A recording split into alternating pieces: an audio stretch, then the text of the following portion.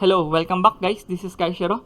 So for our video today, we are going to cover the banlist prediction for July 2023 OCG format.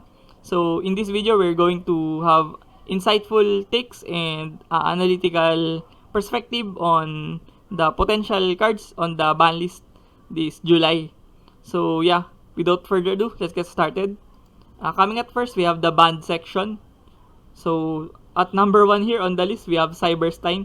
So Cyberstein has been a gateway for many FTK decks to be relevant on the format. I think that Cyberstein is a pretty toxic card by design, and I think that Cyberstein should not exist on the modern Yu-Gi-Oh format, to be honest. And yeah, Cyberstein ruins a lot of gameplay experience for many players, and many returning and newbie players are really frustrated on dealing against Cyberstein. So yeah, I think that this card is pretty much toxic in general. That's why I want this card to go. And I think that TCG did a good job on answering that problem on the Yu-Gi-Oh! So yeah, I think that Cyberstein will get banned. And then moving on, we have number 89, Diablosis the Mind Hacker. So Kashtira has been still doing pretty decent for the past couple of formats, and until now, Kashtira might seem not that meta dominant, but I'm going to assure you that Kashtira is still a good deck, and I have seen many players do well using this Kashtira on big tournaments like the Wheels Cup Philippines in our country. Many Kashtira players are gaining tops from that tournament, and all over the Asia as well. Kashtira did pretty well on the big tournaments. So yeah, it speaks volume on how this deck is still good on the format, and we can finally have Mind Hacker on the ban list due to that success for me, because it is a very crucial card on Kashtira. And yeah, I think that Mind Hacker should go to lower the ceiling of Kashtira. And then next, we have Super Heavy Samurai Scarecrow. So this is a very pivotal card towards the success of Super Heavy Samurai for this format.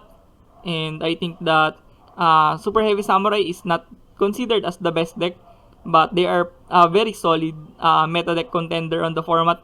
That's why I think that banning the Scarecrow is the correct answer to tone down the deck. Moving on, so Scarecrow has been very much relevant on the format. Players are even using Winter Cherries to out discard on the extra deck of Super Heavy Samurai players. So yeah, I think this is the correct hit towards the Super Heavy Samurai rather than limiting the Wakushi. So yeah, and moving on, we have Black Dragon 2-0.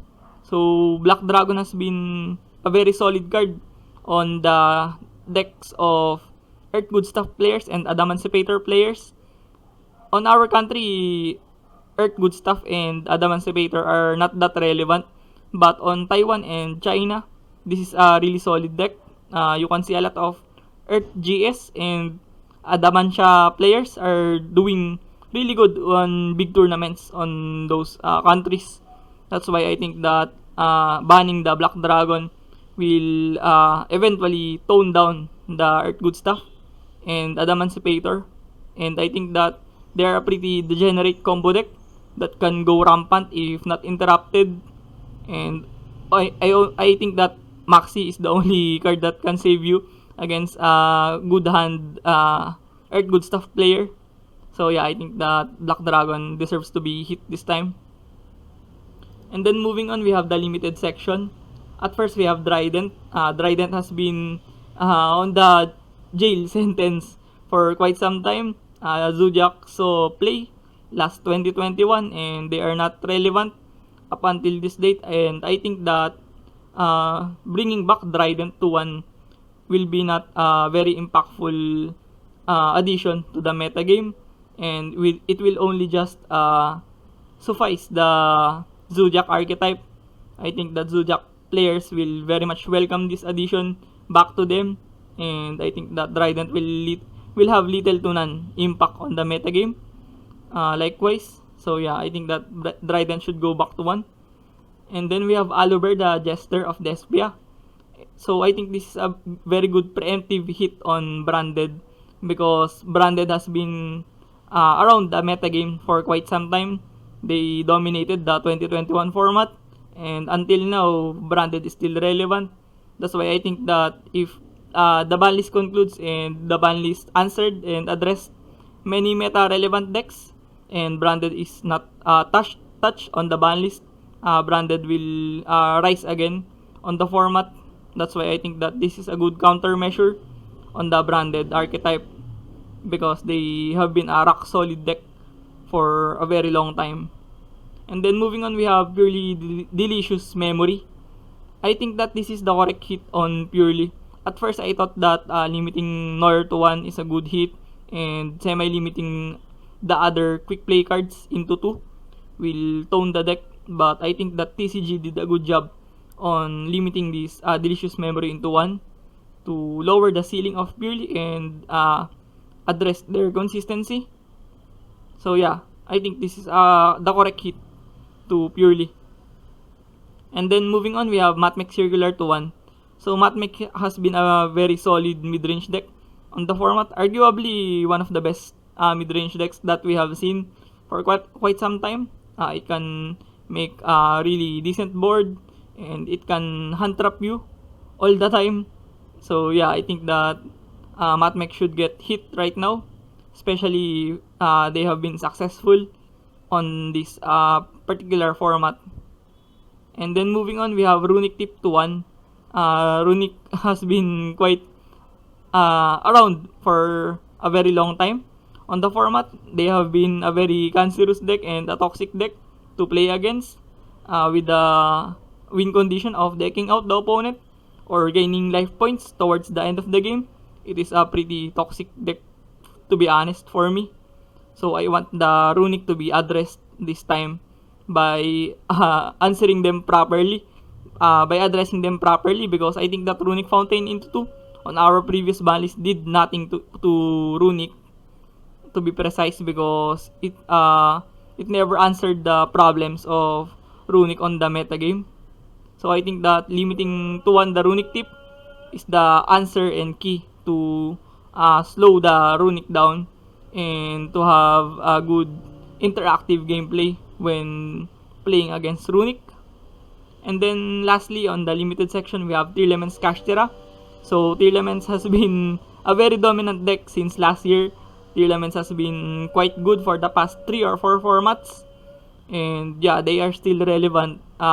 Many players like me thought that the previous ban list will eventually nail the coffin for Tearlament's, but I am proven wrong by the Japanese people. They still innovated cards to empower the Tearlament strategy, and Tearlaments has still been relevant until this date. So I think that hitting Tearlament's Kashtira will suffice their consistency, and I think that the arguments of many people that wants the Chaos Ruler to be banned is very absurd to decks like Dragon Link and other decks that rely on Chaos Ruler.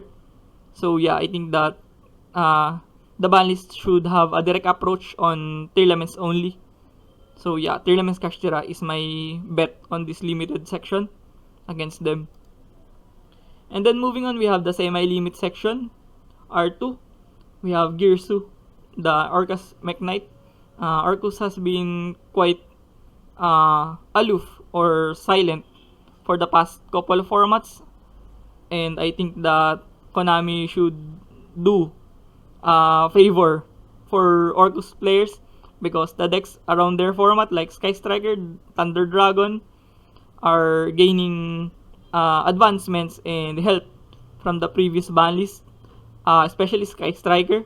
So yeah, I think that it's about time to support the Orcus archetype this time. So yeah, I think that semi-limiting the Girsu will be a very much welcome help to the Orcus players. And then next, we have Guard of Demise into 2. I think that Runic Tip to 1 is still not enough to slow the Runic entirely. I want the Guard of Demise to be at 2 to lower the consistency of Runic. And then I think that Master Duel did a good job on limiting the Runic strategy. and the toxicness of Runic by answering their consistency cards into 2 like Path of Duality. And I would like to have the same approach from the OCG this time against Runic. And then we have Small World into 2 copies. At first, I think that Small World should go to 1. And I think that that's pretty absurd. I think Konami should experiment more by putting this card into 2. Because Small World has been very relevant for many meta decks and meta relevant decks. This time, we have Rescue Ace using Small World, we have Unchained using Small World, and we have Illusionist Chimera using Small World. There's a lot of decks that are benefiting from the Small World. That's why I would like this card to be addressed, because this card can search everything, to be honest, and is good going first and really good also when going second. It can search Kaiju, so I think that Small World is a pretty degenerate card, to be honest, because it can search everything and do everything on this single card. So yeah. And then moving on, we have Sky Striker Mecha Hornet Drones. So I think Sky Striker will eventually get support from the Yu-Gi-Oh! Banlist, because they have a new product from the Vision magazine that introduced the Sky Striker Ace Camellia, if that's correct. Yeah, I think that's the correct name.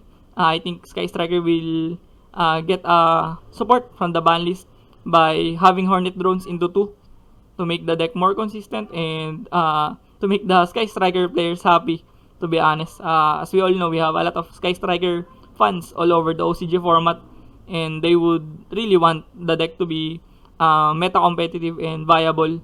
That's why I think the support is much needed to uplift the ceiling and overall capability of the deck, because I think that the deck got power creep very long time ago. It is a slow deck, but on the hands of the right pilot, I think that Sky Striker is a really good deck.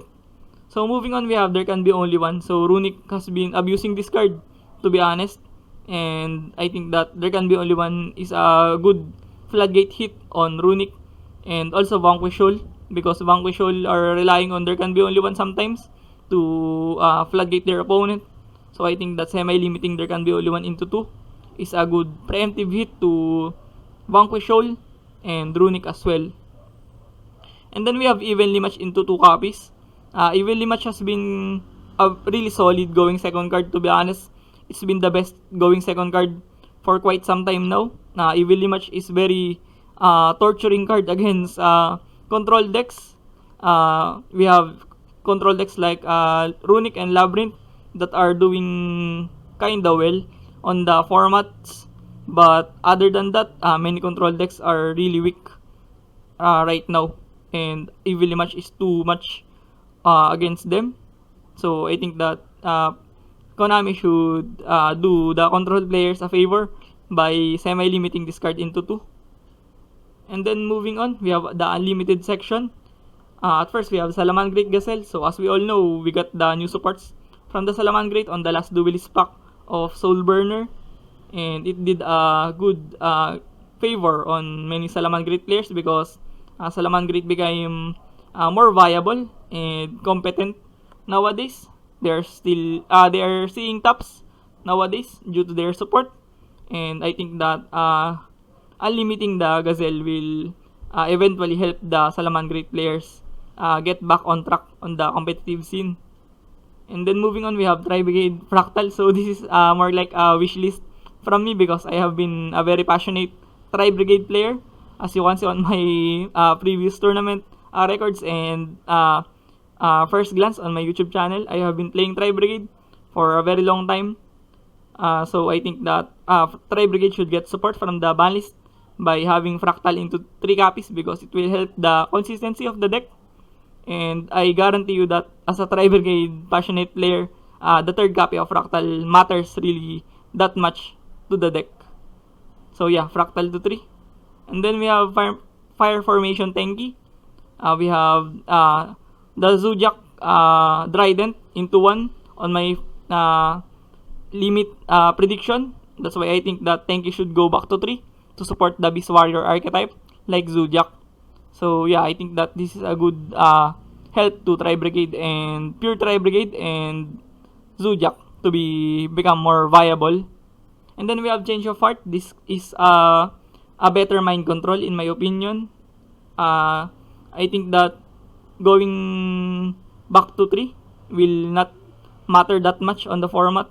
I think that there's been a very handful number of going second cards that are better than change of heart nowadays, and I think that change of heart is a quite niche card, to be honest. It is only good on a format where there's few omni negates. So yeah, I think that going back to 3 is not a problem for the metagame this time for change of heart. And then we have Infernity Launcher to 3. Infernity has been dead for a very long time.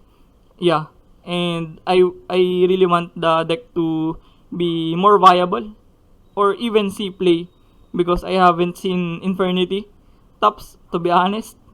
So yeah, I think that Infernity Launcher into 3 will help the deck to ease out their problems, and it will help the deck to cope. Who knows if they will have more supports, but right now I think that Infernity Launcher into 3 is the best addition to them. And then we have Time Seal to 3. I think the Time Seal should go back to 3. It is a pretty much low card, and it is a power creep card, to be honest. So Time Seal going back to 3 will really not matter, to be honest. Only Metabit decks are coping with this card, Time Seal, and I think that there's no problem having Time Seal to 3. So yeah, that sums up my banlist prediction for July, this OCG banlist.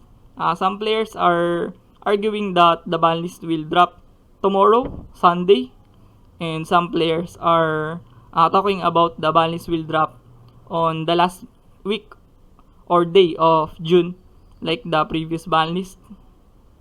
So yeah, I think that this sums up our video today.